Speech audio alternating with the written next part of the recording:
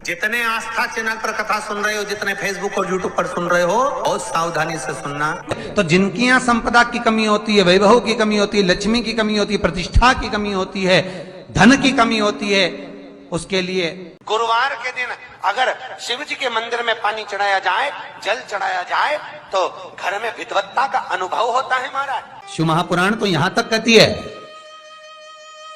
कोई कार्य अटक रहा है, तकलीफ आ रही है, दुख है, लक्ष्मी नहीं आ रही, परेशान हो, गणेश चतुर्थी से लेकर अनंत चतुर्दशी तक गणेश पुराण कहती है, जहां लेफ्ट भाग में आपने समीपत्र रखा है, मंदिर में ना दिया लगाकर बाहर की ओर जहां समीपत्र रखा है, कर कर देखना अगले साल तक आपका व्यापार कितना चलता है, हमको बताना जरूर। करके देखो एक बार। गणेश पुराण का, शिव महापुराण का यह प्रसंग करिए, जीवन में उतारिए। तो शमी पत्र, शमी की पत्ती, जहां गणेश जी का स्थान है वहां पर 5 शमी पत्र 5 समर्पित करें और शंकर जी के ऊपर 3 शमी पत्र समर्पित करें।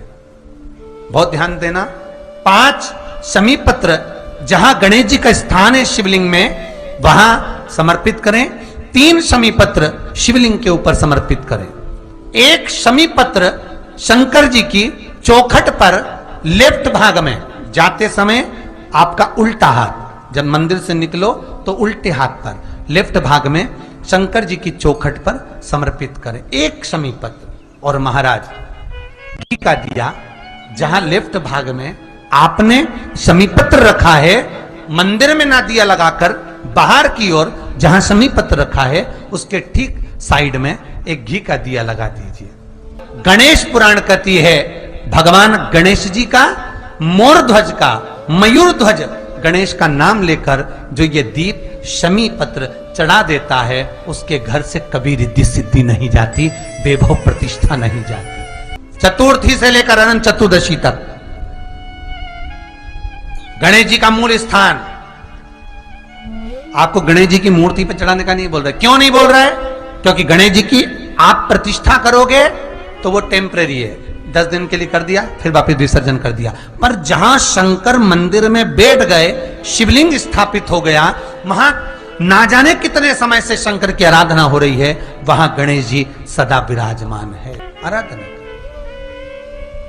और देखो ये 10 दिन में अगर आपने शमी पत्र बिल्कुल मन से समर्पित करा है ना, तो मेरा विश्वास कहता है, शिव महापुराण का, मेरे बाबा विश्वनाथ की कृपा कहती है, मेरा मन कहता है, 10 दिन के अंदर आप शमी चढ़ाएंगे ना तो कुछ ना कुछ अच्छी खबर जरूर मिलेगी, ये पक्का है। पर हमें बताना जरूर, व्हाट्सएप पर हो, मैसेज जरूर करना कि क्या फायदा हुआ आपको 10 दिन के अंदर। जिसके यहाँ लक्ष्मी नहीं टिकती हो, पैसा घर में नहीं आता हो, बहुत चिंता लगी रहती हो, लक्ष्मी से जुड़ी हुई, व्यापार से जुड़ी हुई, पैसा आ ही नहीं गया, बहुत मेहनत कर रहे हो, तो यहां वर्णन चल रहा था, कितना भी पाप मस्तक पर हो, 1 बेलपत्र जब हम देव अधिदेव महादेव को समर्पित कर देते हैं, शिव जी को जल चढ़ाते हैं, जल जब शंकर भगवान पर चढ़ता है,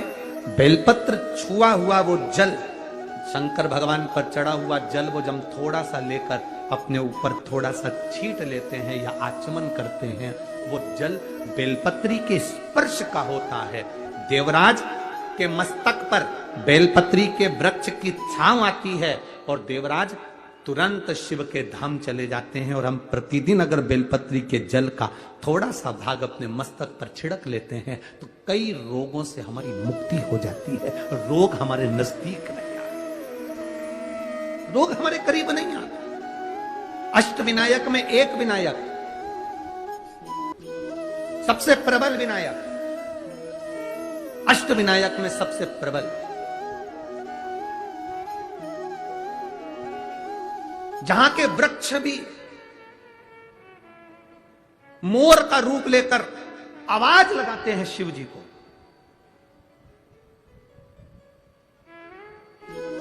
जहां की नदी सिंधुरासुर असुर के कारण करहा रही है, तो उस नदी का नाम भी कराहा पड़ गया। ऐसे देवाधिदेव महादेव, ऐसे मेरे शिव, ऐसे मेरे ओघड़ी,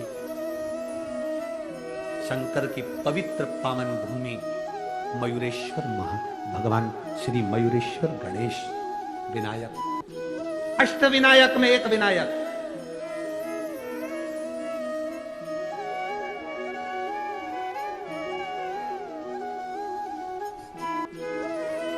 हजारों बेलपत्री के वृक्ष थे, हजारों बेलपत्री के वृक्ष मोरगांव के अंदर, हजारों। जिसके आंगन में, जिसके घर में एक बेलपत्री का पौधा होता है, जिसके आंगन में, जिसके घर में एक बेलपत्री का पौधा होता है, या उसने आंगन में या घर में बेलपत्र ना लगाई हो, किसी मंदिर में, देवालय में, शिवालय में, बगीचे में, बाग में, सरोवर के तट पर, बावड़ी के तट पर, जंगल में, कहीं किसी स्थान पर अपने जीते जी अगर उसने एक बेलपत्री का पौधा लगाया होता है, शिव जी कहते हैं उस जीव का दूसरी बार पृथ्वी पर जन्म नहीं होता, वो शिव धाम को चला जाता, शिव धाम को चला।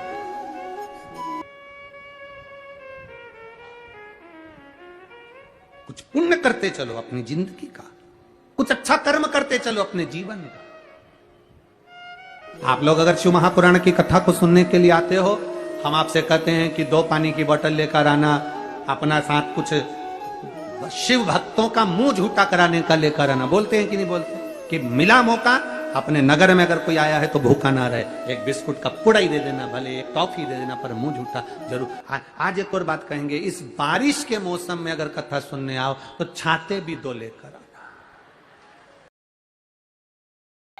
श्री शिवाय नमस्तुभ्यम, सब बोलिए एक बार जमकर, श्री शिवाय नमस्तुभ्यम। प्रैक्टिकल जरूर करना, कहीं सियोर वाला महाराज झूठ तो नहीं बोल रहा। शास्त्रों की बातें हमारे जीवन में हमें सुख प्रदान करे, इसलिए इस भाव का आनंद करते हुए आज की कथा को विराम देते हैं।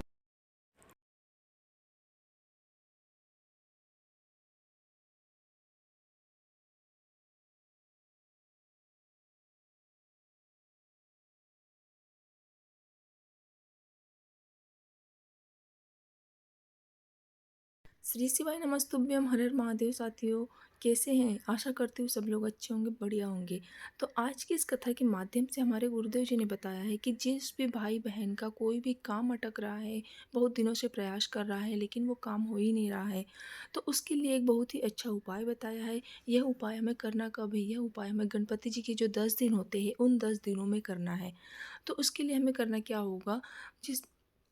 हमें शिव जी के मंदिर जाना है। शिव जी के मंदिर जाएंगे तो हमें समीप पत्र लेके जाना है, साथ में एक लोटा जल लेके जाना है और एक घी का दीपक लेके जाना है। जो समीप पत्र है हमारे पास, उनमें से 5 समीप पत्र गणपति वाले स्थान पे चढ़ाना है, 3 समीप पत्र शिवलिंग के ऊपर चढ़ाना है, और जो एक समीप पत्र बचेगा वो एक समीप पत्र हमें वापस आते टाइम बाहर दरवाजे के ऊपर एक समीप पत्र लेफ्ट साइड में चढ़ाना है।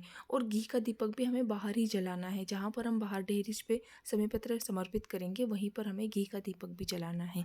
और शिवलिंग पर एक लोटा जल चढ़ा के अपनी मनोकामना पूर्ति के लिए भगवान से आराधना करके हमें घर आना है।